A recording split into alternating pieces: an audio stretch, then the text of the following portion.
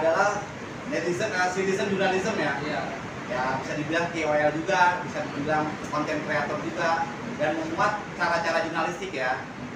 Artinya penggabungan tadi yang saya bilang antara bagaimana media jurnalistik dengan media citizen journalism itu bisa dijadikan satu dengan gaya media sosial sekarang.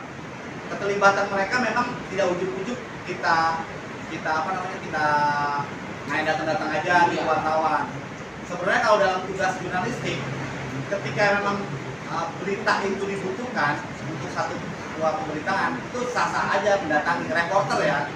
Tapi memang ada etik tadi juga, ada etik-etik tertentu yang mungkin nanti disampaikan oleh narasumber bahwa yang ini disamakan namanya di inisial saja, cuma alamat kecamatan atau kelurahan, tapi kasusnya tetap bisa diangkat karena untuk perbaikan juga, satu perbaikan mungkin optimalisasi di layanan kesehatan, juga pengetahuan publik masyarakat ketika tetangganya nih jadi mau membantu, tidak malah mengusir. Artinya gitu, tujuannya sih ke situ. Itu tadi.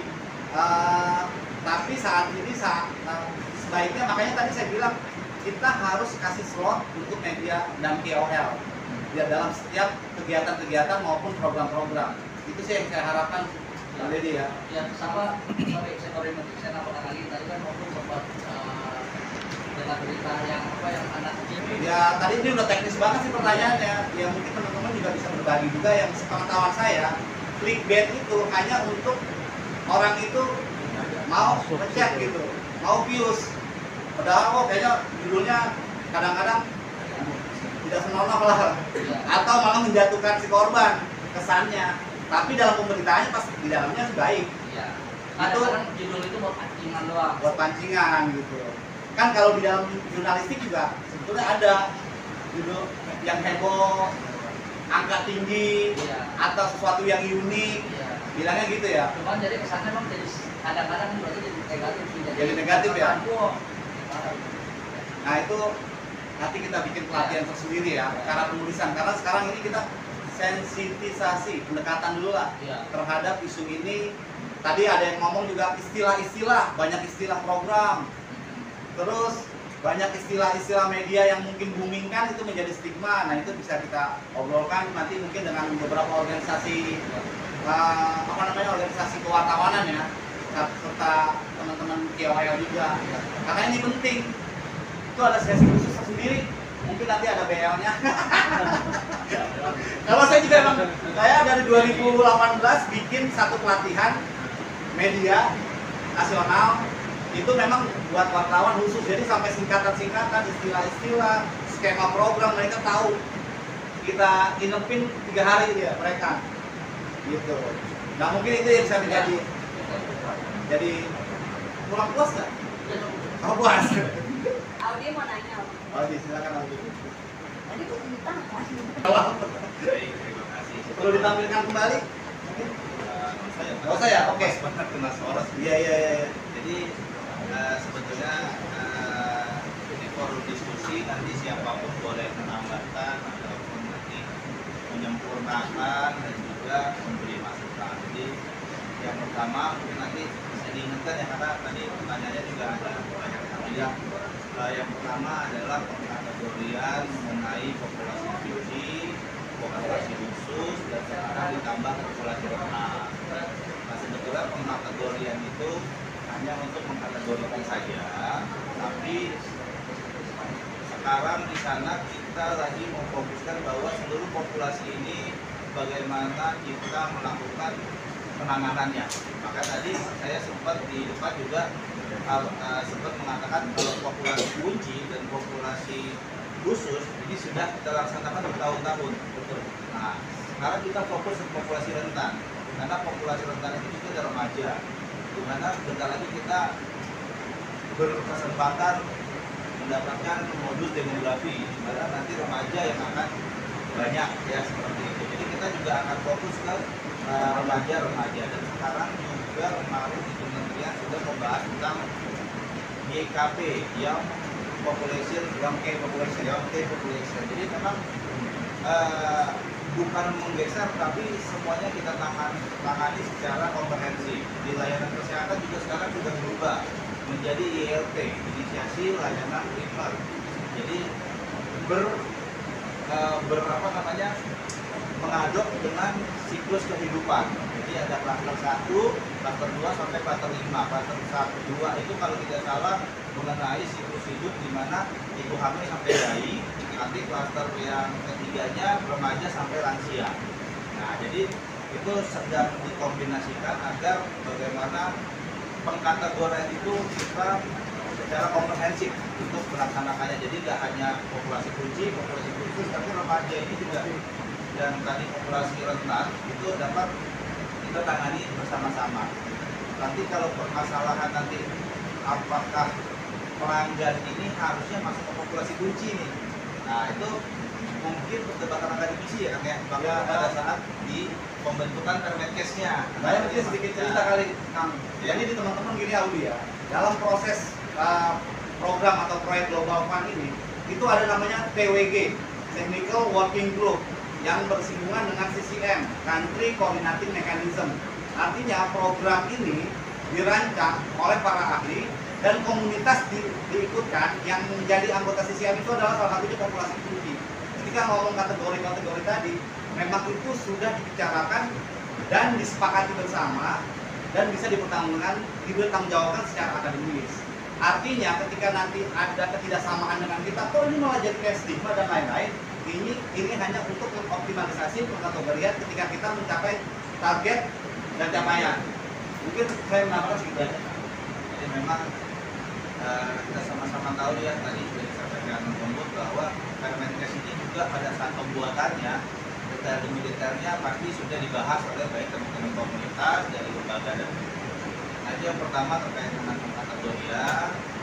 Terus yang kedua terkait dengan viralut viralut Yang tidak tersupresi ya. viralut tidak tersupresi. Jadi apabila memang kita membandingkannya dengan audit yang eligible untuk pemeriksaan viralut, itu memang dia masih jauh. Audit yang eligible kita untuk diperiksa viralut itu ada yang layanan itu ada 1.400-an tadi yang masih di layanan kesehatan Depok. Tapi yang baru kita periksa masih 600. Nah, itu juga terkait dengan dana, karena pemeriksaan viralut itu tidak murah, teman-teman ya.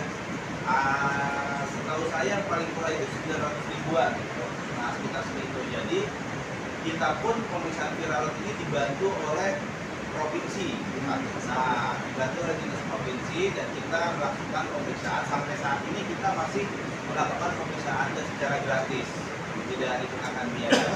Tapi yang kita lihat adalah evaluasi dari 600 sekian yang diperiksa itu, ternyata yang tersupresi itu ada 95% lebih.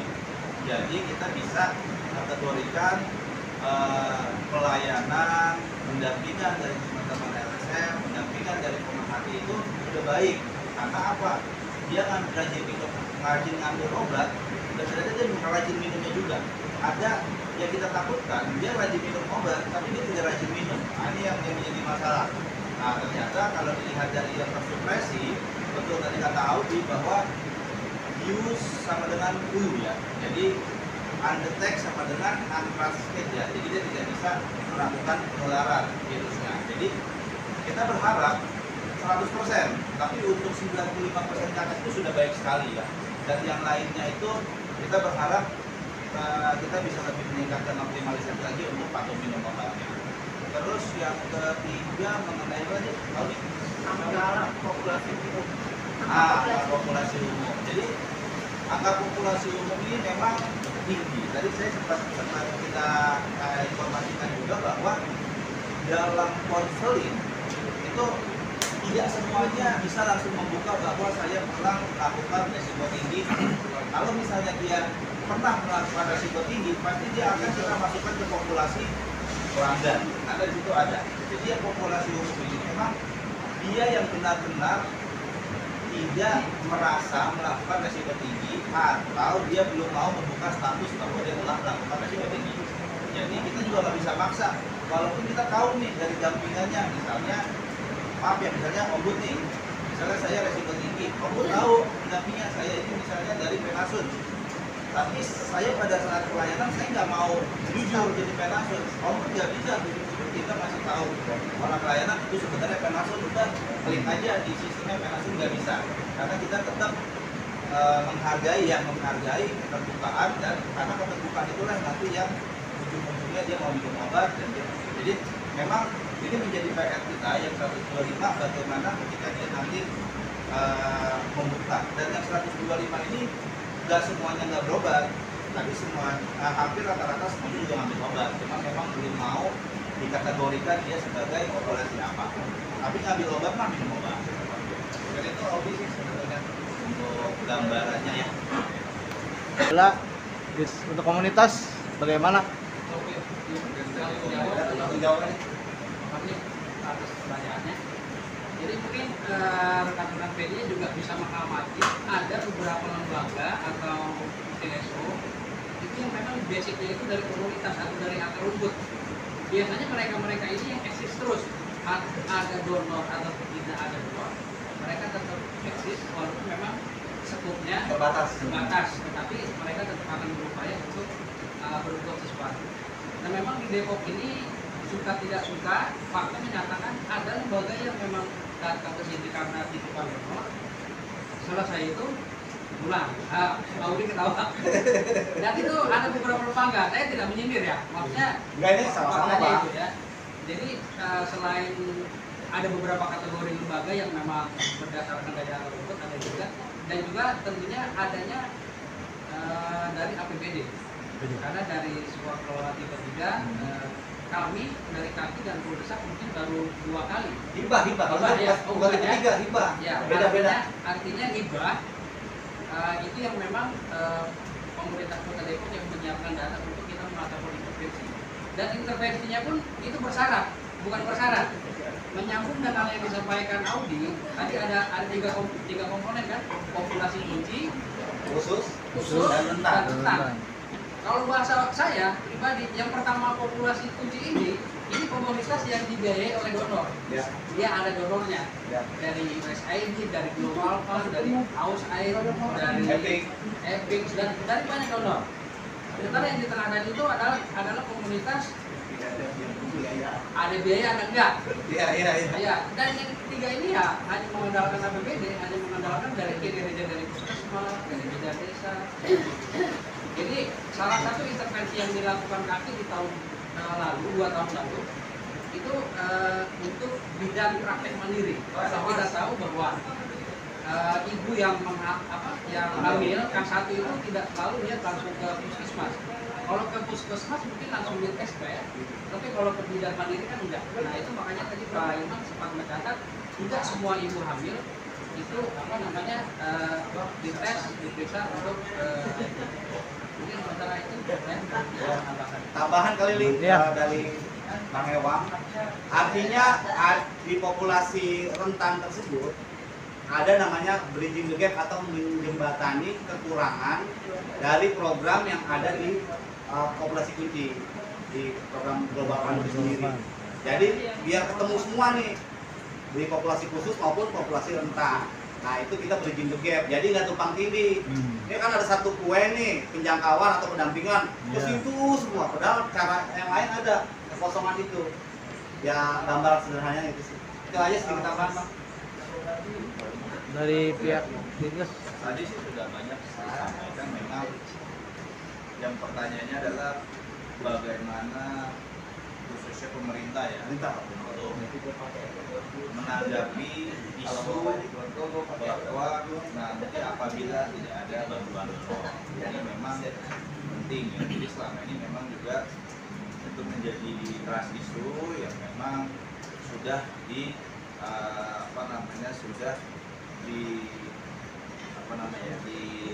dirasakan ya, maksudnya sudah mulai dipikirkan oleh teman-teman layanan LSM. Jadi tadi metodenya sudah disampaikan Kang Heru.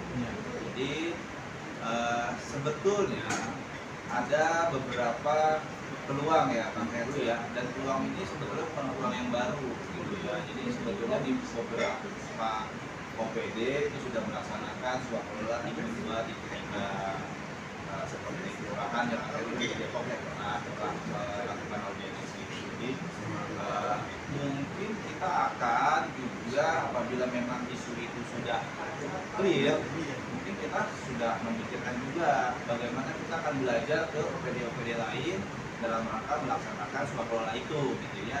Dengan dorongan tadi, Kang Heru bilang ini mulai dari Ortala, bahwa organisasi tata laksana kebangsaan ya, Ortala itu ya, PKS Bapor, di mana teman-teman khususnya yang tipe 3 itu harus terdaftar dulu nih, ya terdaftar dulu, terus kemudian nanti bisa didorong untuk masuk ke Bapeda dalam perencanaan, gitu ya. Tadi Pak Heru sudah menyampaikan juga, ketika di perencanaan bisa masuk ke Musrembang, nah itu bisa nanti didorong juga ke kami untuk bagaimana pelaksanaan swakelola itu dan poin-poin apa saja yang dapat dilaksanakan teman-teman swakelola.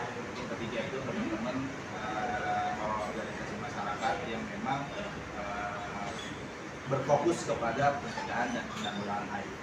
Jadi memang itu selalu menjadi tantangan kami ini seperti itu. Jadi poin kegiatannya juga harus kita konsulkan ke Bapeda, kira-kira poin kegiatan ini bisa nggak dilakukan di swakelola. Nah itu yang tadi disampaikan Pak Heru bahwa sebentar lagi Musrembang dan Kota itu nanti bisa diadvokasi oleh teman-teman baik di tingkat pusat, tingkat provinsi, agar nanti itu berjenjang. Dan ini kan kita tidak hanya berpikir Kota Depok ya, Betul, ya semua kota kabupaten. Kota kabupaten. Tadi Kang Heru sudah berbicara juga, Pak Heru juga sudah advokasi audiensi ya ke konsil di tingkat pusat.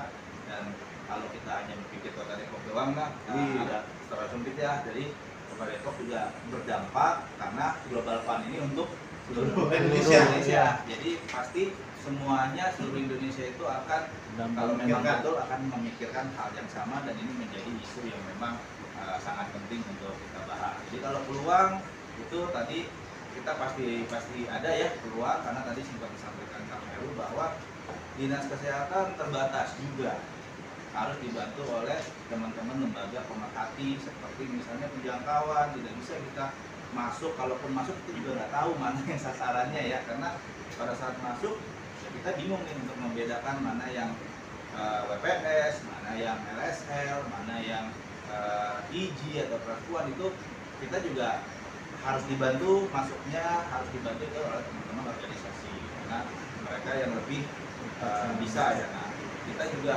berharap dorongan itu muncul dari tadi yang bilang bahwa media terus juga memberikan kegiatan-kegiatan teman-teman OMS yang positif, agar tadi itu bisa kita dorong juga dari sisi teman-teman OMS. Karena tadi kamu bilang kegiatan sih kita laksanakan nih, tapi terkadang gaungnya nggak kedengeran, seperti itu ya, gaungnya nggak kedengeran sampai ke masyarakat umum karena tidak terlalu seksi ya, tadi bilangnya tidak terlalu seksi. Jadi bagaimana kita mengemasnya supaya itu menarik, supaya itu bisa menarik perhatian yang Kang Beki tadi bilang, dan itu bisa informasi ke masyarakat dan itu bisa dilihat oleh pemerintah daerah bahwa memang kita butuh ini untuk melakukan. Jadi itu dari sisi media, dari sisi teman-teman tadi advokasi, dari sisi dinas kesehatan sudah jelas tentu apabila memang tidak ada pembiayaan lagi, kita harus memikirkan bagaimana pembiayaan ini dapat dilaksanakan dengan tadi infrastruktur dan berjenjang. Tambahan kali ya, menambahi Kang Hilma terus Kang Hewan, bahwasanya satu lagi yang kita butuhkan adalah regulasi yang memang seperti perda atau perwal. Artinya rencana aksi untuk program HIV itu kalau sudah ada pijakan perwal atau perdanya, ke depan kita itu akan lebih aman lah, dari hulu ke hilir. Tergantung di luar itu ada mekanisme lain seperti hibah, bakal juga. Jadi yang inti juga, yang paling inti adalah kita prioritaskan regulasi yaitu perwal atau perda. Itu tambahannya dari saya. Oke. Tambahan